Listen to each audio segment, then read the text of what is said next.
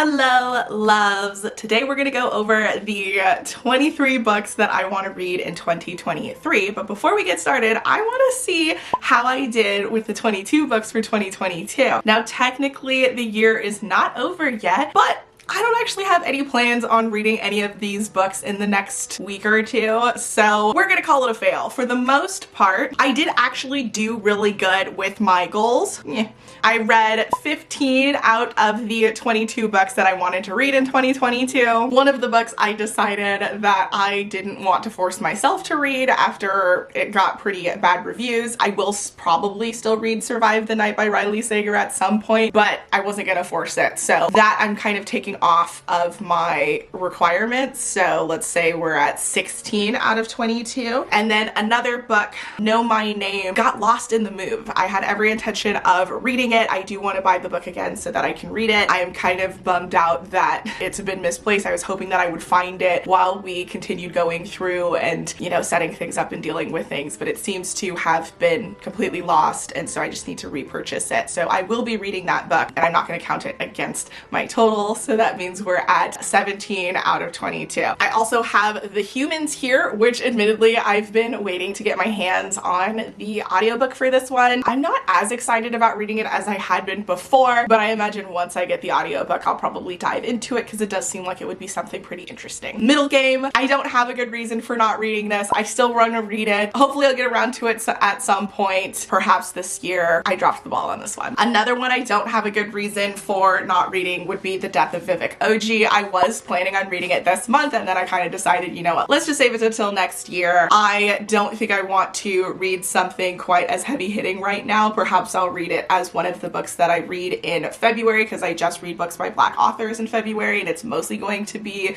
romance, so slipping in more of a heavy hitter, that might be the best time to do it, but we'll see.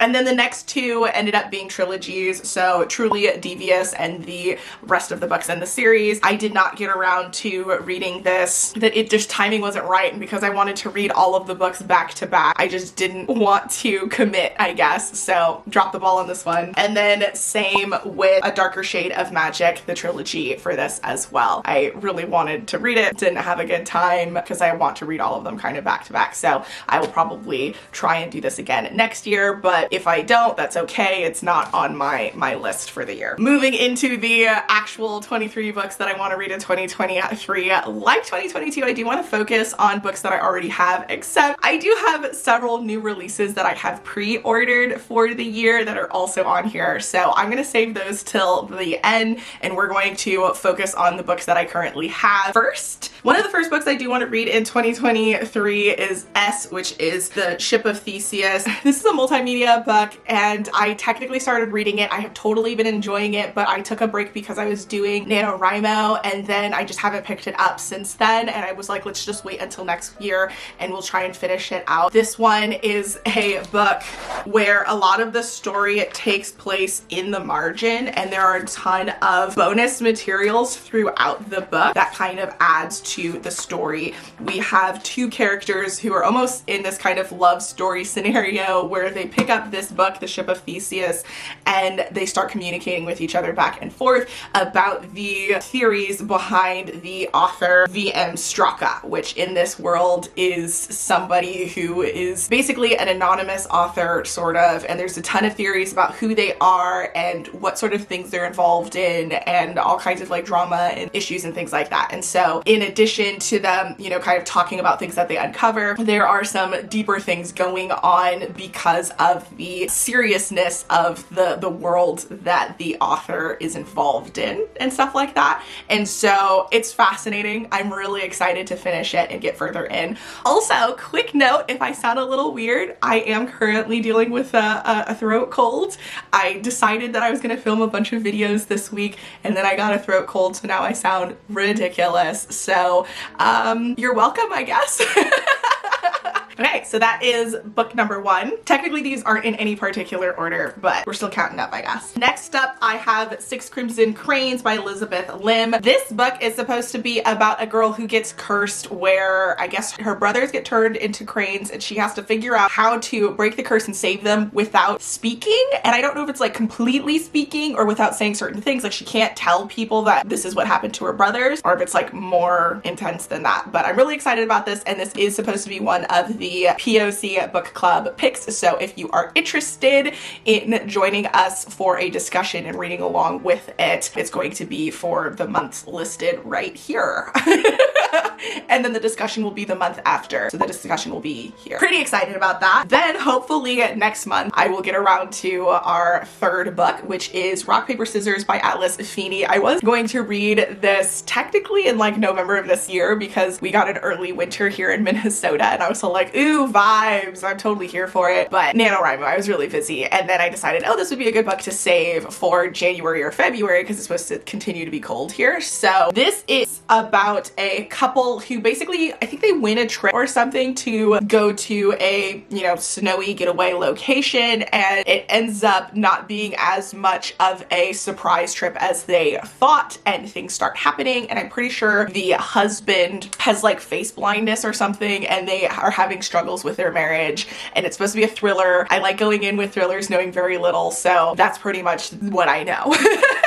I'm excited to see what it's about because I've heard good things about it, so hopefully it's good. Now, a total cover buy for me. The next book is The Dragon's Bride by Katie Robert, and this is supposed to be a monstrous romance novel, obviously with the cheesy romance cover, but featuring a dragon dude as a lover. I'm just so intrigued, super fascinated, and whether I like it or not, I love this cover so much. So I'm super excited to get into it and see how crazy it actually ends up being. I have never read anything like this. Most of the romance that I read are like contemporary romance, so this is going to be completely new to me. I have read a lot of historical romance in the past, but yeah, I've never read anything like Ice Planet Barbarians or The Dragon's Bride, and I'm so excited, not gonna lie. I'm gonna learn some things about myself for sure. So this is the next book. So that's 1, 2, 3, 4. Okay, so I believe we're on book number 5. If not, the correct number's up here. The next book is Just Like Home by Sarah Gailey. I am so excited to have this book. I saw it all over the place. I think the cover is gorgeous, except it's gotten mixed reviews, so I'm not entirely sure what the deal is. This, as far as I can tell, is a haunted house story. I love haunted house stories, so I'm super, super excited to read it, but I'm also scared because I can be pretty picky when it comes to this kind of stuff, and I have a feeling that it's not traditional in a way that might be disappointing. So we'll see. It is engrossing and compulsively readable, a non-stop thrill ride. So I don't know much about it, don't want to know too much about it. Excited to get into it, but a little bit nervous based off of, you know, some of the feedback that's been going around. Next up, we have The Sun Bearer Trials by Aiden Thomas. This is another book that I also have for the POC book club, you know, trying to sprinkle things around. So if you want to join along for this I believe is going to be in June and maybe July. I'll have the dates here for the reading, and then the month that we're going to do the live show talk for it will be here. This is about a kid who I think is like the chosen one sort of situation, and he ends up at a school with a bunch of other kids that are more capable than he is, I'm assuming.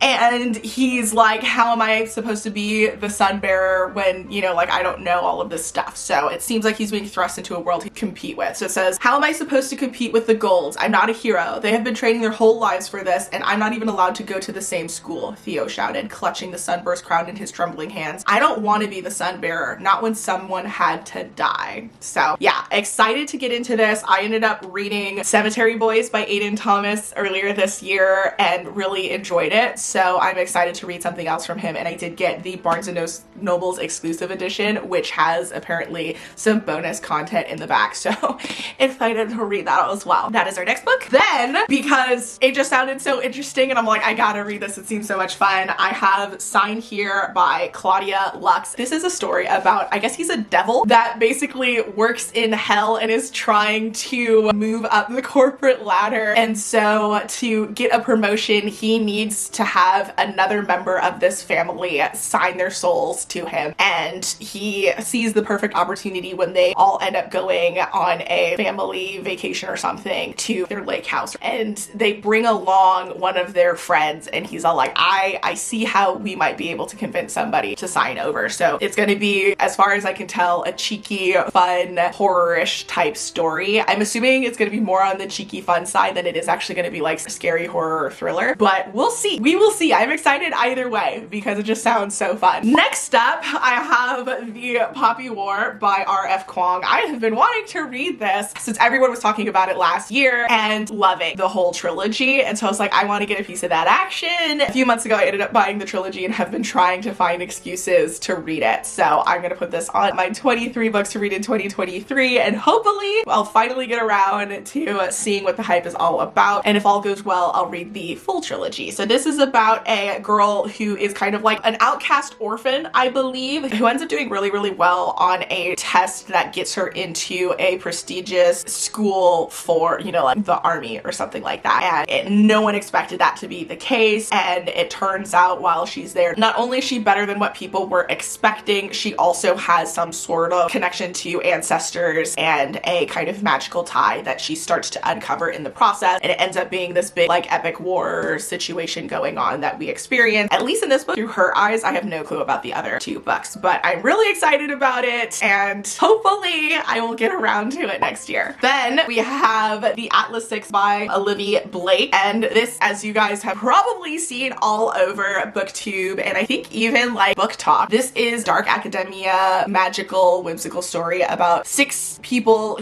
who end up in this sort of like trial situation to try and get into a prestigious school or something like that, except in the process of trying to work things out, they find out that only 5 of them will make it through, so someone's not going to survive, and I guess the stakes are risen and things start happening. I don't know too much other than that, but I am really excited about it. People seem to really enjoy it, and I'm really trying to read more dark academia because it's a vibe here. Might as well, you know, get some literature in that realm as well. So next up we have The Bones of Ruin by Sarah Rogley, and this is a kind of like historical fantasy fiction situation where we have this circus group, as far as I can tell, with our main character who I think she like can't die for some reason. She's a tightrope walker and for some reason she slips and falls and breaks her neck or something, and so people are surprised when she gets up, yada yada yada. So the interesting thing about this is that this is, as far as I can tell, in a time where we still have either segregation and or slavery, but the circus group does have several Black characters who are able to kind of go about and live their lives. They have the freedom of that because of this. And so it does say the world has ended before and it'll end again. As an African tightrope dancer in Victorian London, okay, Iris is used to being strange. She's certainly a strange sight for leering British audiences, always eager for the spectacle of colonial curiosity, but Iris also has a secret that even strange doesn't capture. She cannot die. I am so excited about this. I love historical based novels that have strong and important Black characters that aren't just about suffering, right? Like I really want to see characters that, you know, do have to deal with some of the issues, but not as extreme or harsh or whatever as like a slave narrative. So I'm really excited to see the take on this, especially because this is a fantasy. So obviously things are going to be a little bit more different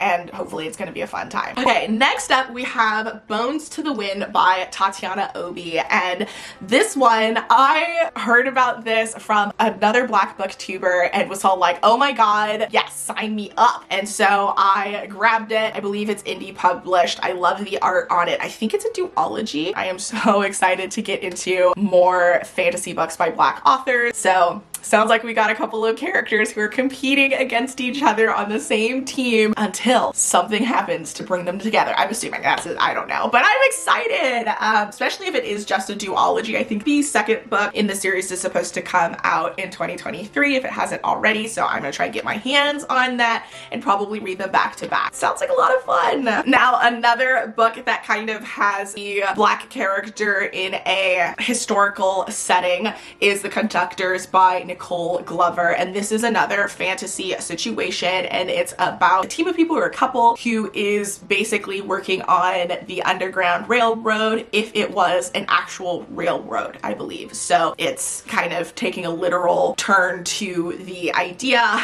and I'm interested in seeing how it plans out. I'm really excited about this series. I really am.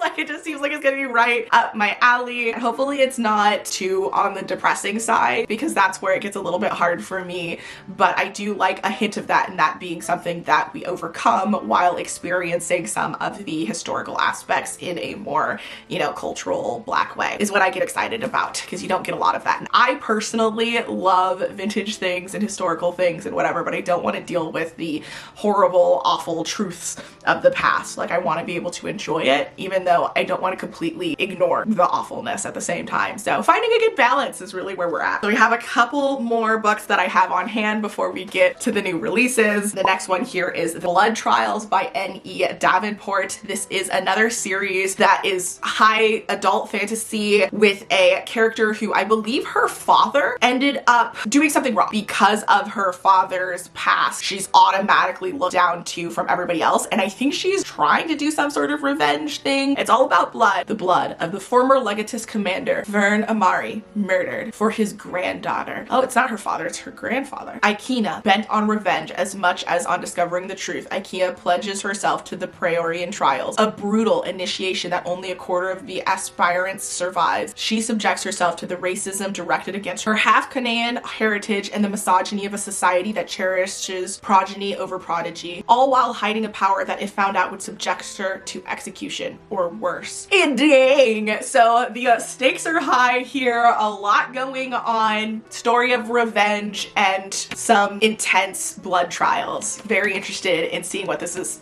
all about. And then next up, to kind of mellow things out, because I have a lot of intense things on this list, I decided to pick up Legends and Lattes by Travis Baldry. This is another Barnes & Noble exclusive with additional bonus content, so I'm really excited to get into this version. I'm excited for this cozy fantasy novel. We have our main character, I believe, is this orc who was a fighter and decides that she wants to give everything up so that she can run a coffee/bakery house, and she kind of partners up, and I think it's a sapphic romance in addition to just cozy fantasies, and you get to hear about some of the adventures and travels of the people who come into their little coffee shop, and I think there's a little bit of drama and things going on, but nothing too intense, and I'm just really excited. It seems cozy and fun and right up my alley, so yes.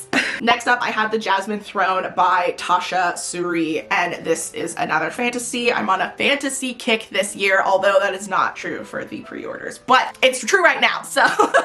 This one, I don't know too much about. It says, a ruthless princess seeking to steal a throne, a powerful priestess seeking to save her family. Together they will set an empire ablaze. So I think this is just a duology. I do have both of the books that are out so far, and I am really excited to get into it. I love seeing different fantasy worlds that are written by authors of colors, because there's a very interesting diversity that you kind of see there. So excited to get into this, excited to test it out. Obviously, I'm excited to read all of these books on this list. That's why they're on this list.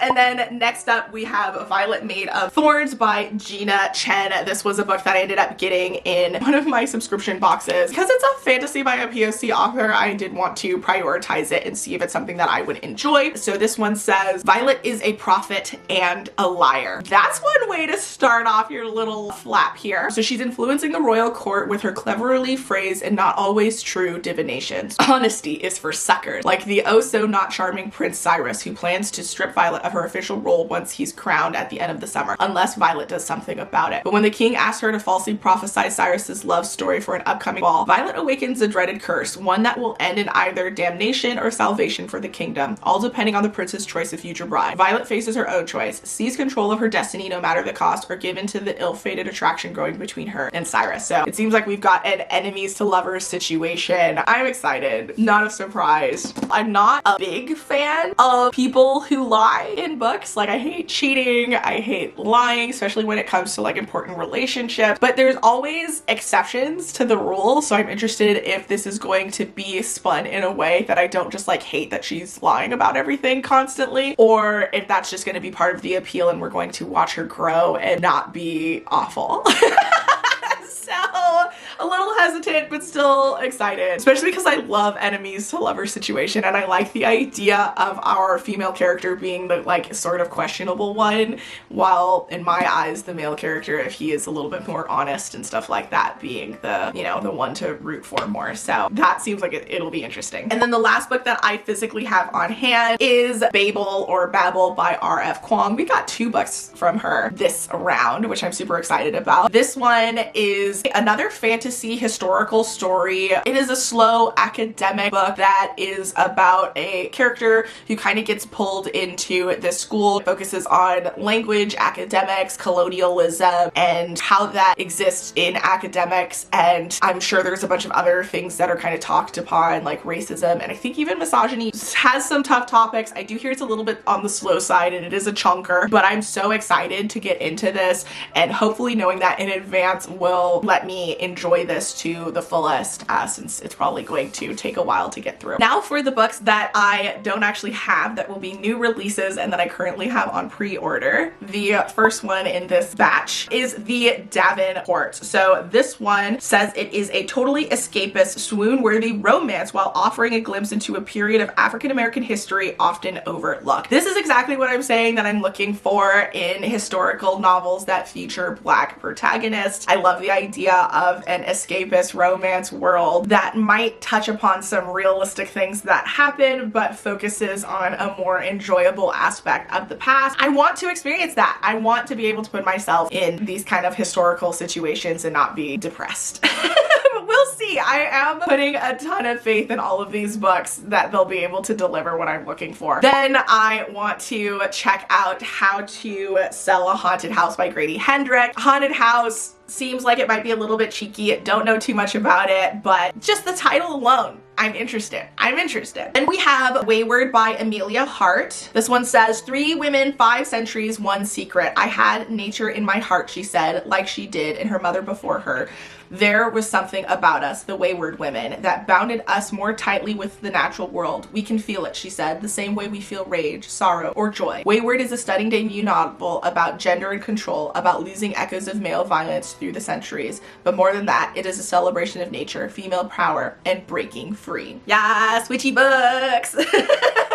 Then A House with Good Bones. This one's by T. Kingfisher, and it is a haunted Southern Gothic that explores the dark, twisted roots lurking just beneath the veneer of a perfect home and family. Yes. Yes, yes, yes, yes, yes, yes, yes. I don't necessarily know this is a haunted house book. Home isn't what it used to be. To find out what's got her mom so frightened in her own home, Sam will go digging for the truth, but some secrets are better left buried.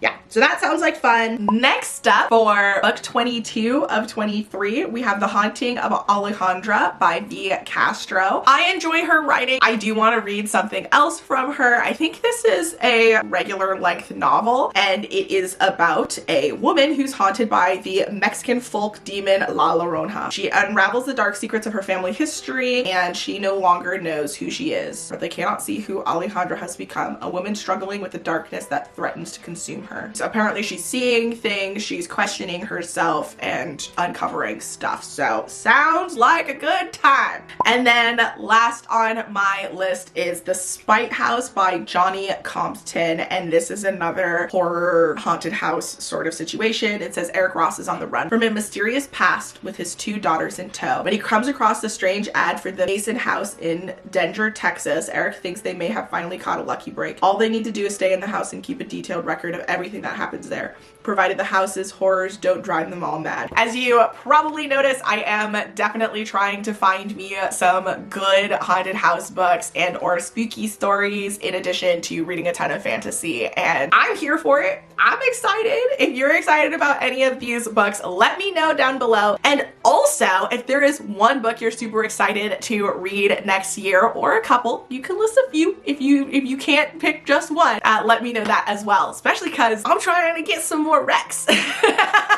Thank you so much for hanging out with me. I hope you enjoyed this video. Be sure to thumbs up if you made it this far. Include a house emoji because haunted houses are my thing. And I will see you in the next video. Until next time, bye! Oh my goodness, I am a mess.